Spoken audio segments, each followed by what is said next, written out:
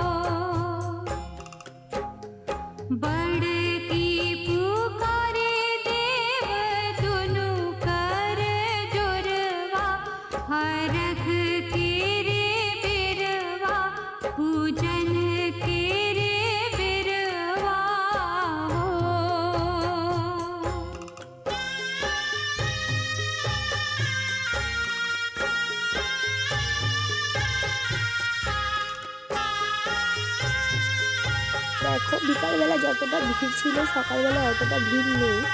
তো দেখো কি সুন্দর লাগছে।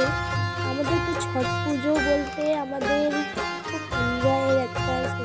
আমরা যদি বালুরঘাটে থাকতাম তাহলে এই সময়টা আমরা ফটকা ফোটাই, যেহেতু আমরা গঙ্গারামপুরে ছিলাম তো সেই জন্য আমরা হয়তো ফটকা ফোটানো হয়নি, কিন্তু বালুরঘাটে থাকলে আমরা অবশ্যই ফটকা। তো দেখো তারপরে আমরা চলে গিয়েছিলাম যেখানে পুজো হচ্ছে, সকালবেলা ফাংশন হচ্ছিল। দেখো কি সুন্দর একটা দিদি সং ক্রিয়েট করছিল। তো দেখো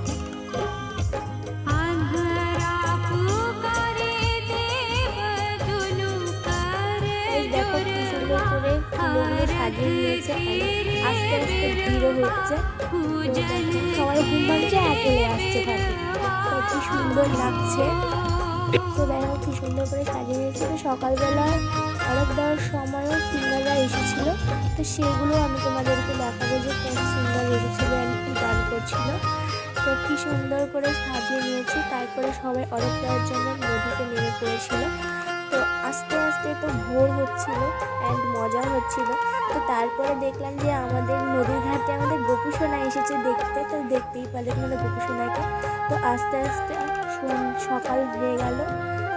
তো কি সুন্দর লাগছে নদীর ঘাটটা। তো আমার তো থেকে থেকে একটু কষ্ট হচ্ছে, কারণ আবার 1 বছর পর ছট পুজো আসবে।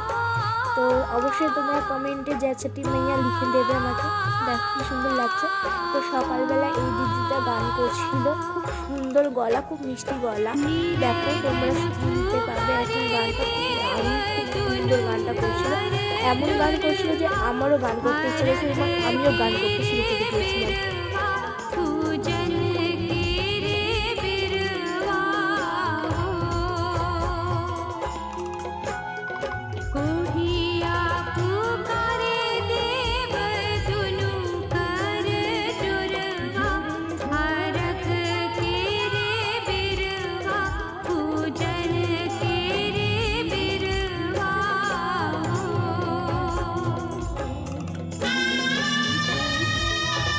গাইস দেখো সকালবেলা পুজো হচ্ছিল। তো এটা আমাদের নিয়ম যে কুলে হাতে নিয়ে ঘুরতে হয়, ঘুরে সবাই দুধ দেয়। তো দেখো দেখতেই পাচ্ছ তোমরা পুজো হচ্ছে।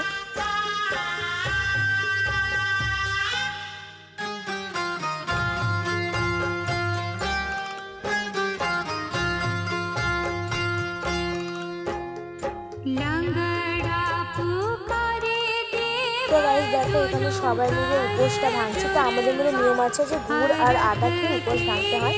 তো দেখো সেরকমই করে সবাই উপোসটা ভাঙিয়ে নিচ্ছে।